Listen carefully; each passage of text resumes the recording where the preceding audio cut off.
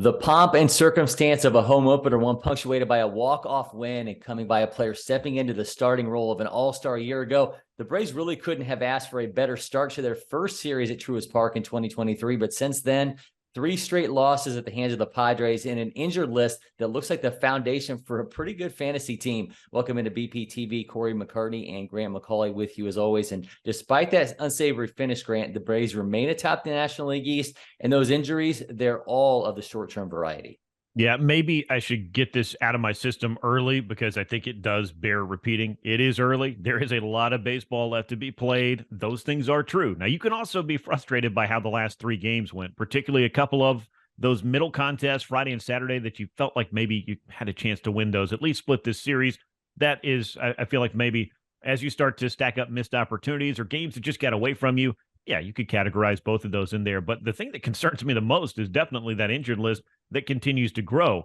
The good news is, from talking to a lot of these guys and, seeing the types of injuries we're dealing with, it hasn't been the kind of long-term season-altering changes to the rotation or the lineup or the bullpen, what have you. But still, you're without 6 contributors, and I mean contributors of all different shapes and sizes, on what would be your ideal 26-man roster. That, Corey, is really hard to ignore.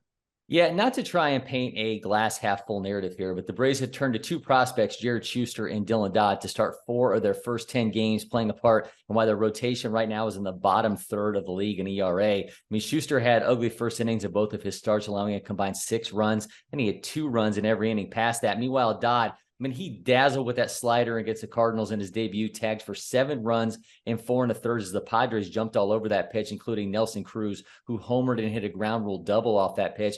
As manager Brian Snitker said afterwards, it's a learning process for the youngsters. But the good news here, Kyle Wright is expected back in this week's series against the Reds, and Max Fried could be back, maybe a week later. When these teams meet again in San Diego next week, Grant, the Braves rotation could look a lot more formidable.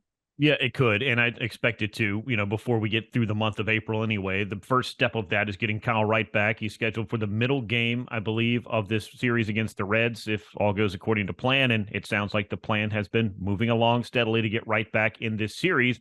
Then you could have Max Fried back, and then you have to, I think, figure out how exactly do you want to tackle the 5th spot in rotation.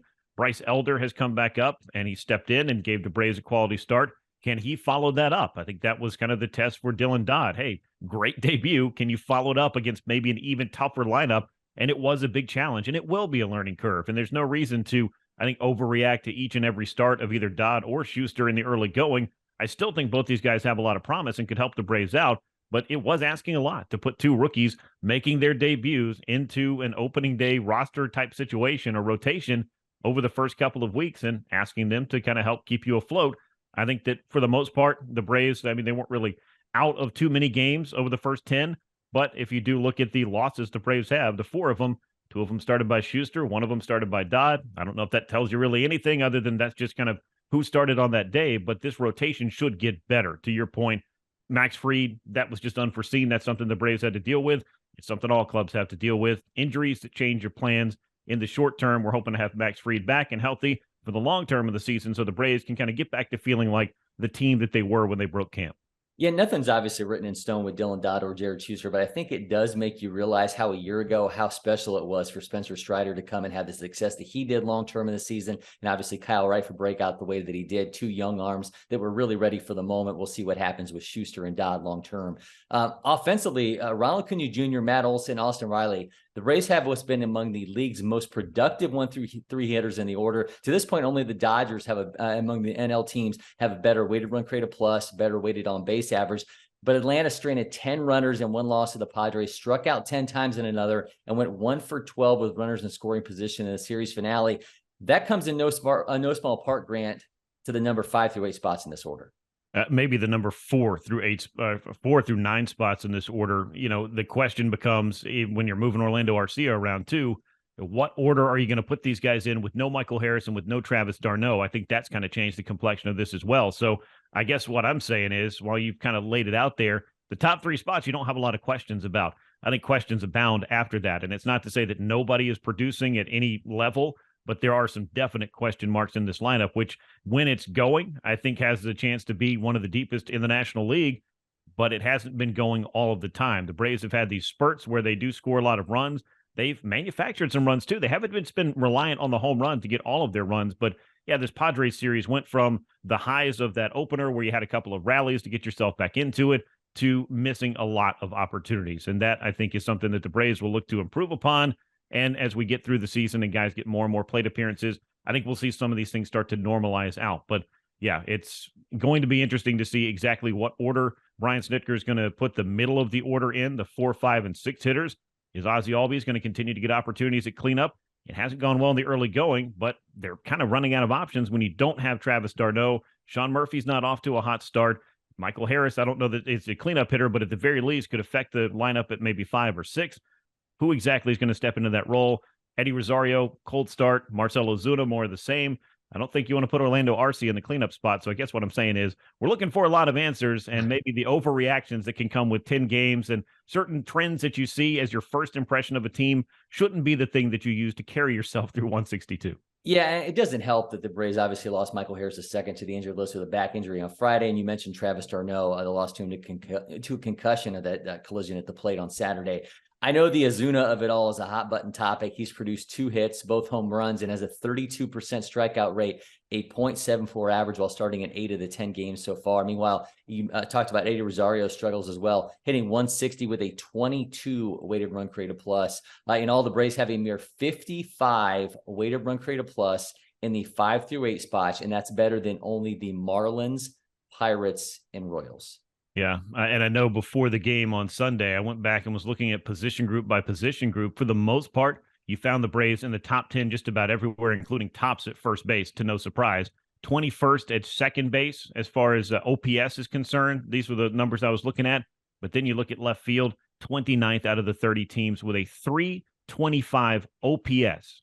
Again, as I tweeted, not on base percentage, not slugging percentage, OPS. That's not a good number. That's got to turn around. It is a small sample size, as I'll continue to say, until we get more and more games under our belt. But that's not the first impression that either Ozuna or Eddie Rosario, who I'd also like to put the caveat in, are very different cases. That's not the start they were looking for.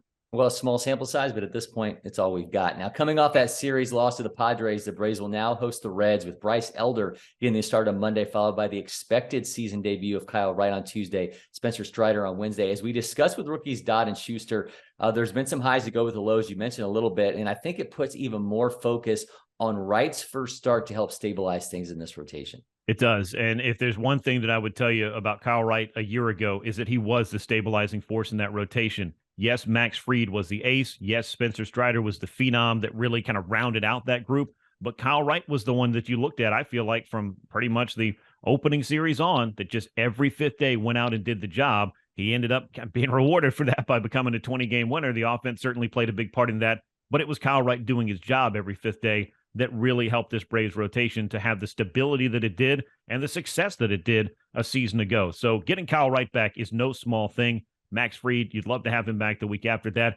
And Spencer Strider, I think right now, and Charlie Morton are 2 guys you're going to lean on, as there has been this little bit of hopefully a bend but not break rotation for the Braves in the early going of the season. And by the way, Wednesday, I'm pretty excited about that little matchup we've got going on with Spencer Strider and Hunter Green. If you like fastballs, that might be your day.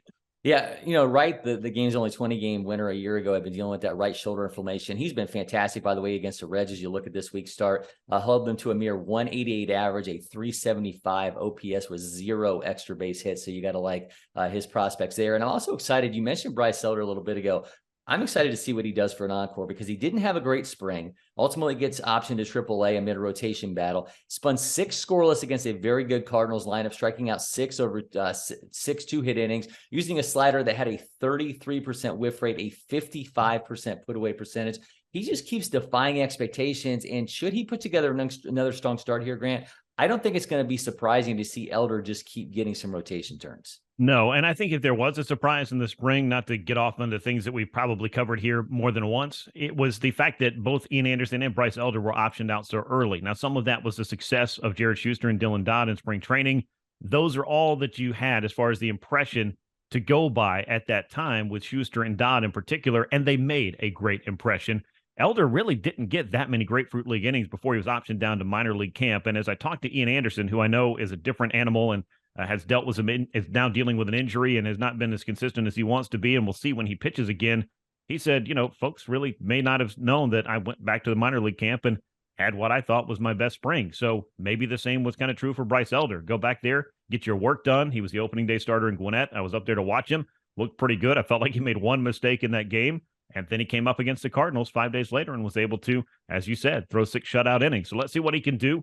We've seen last year, doing this against the Cardinals this time around, as opposed to, say, the Nationals and the Marlins, just kind of reminds you, hey, maybe this guy, Bryce Elder, can come in, attack the zone, give you 6 quality innings, hand it over to the bullpen, and hopefully the Braves offense is the thing that carries it throughout the course of the season. I think that's kind of how it was drawn up to begin with.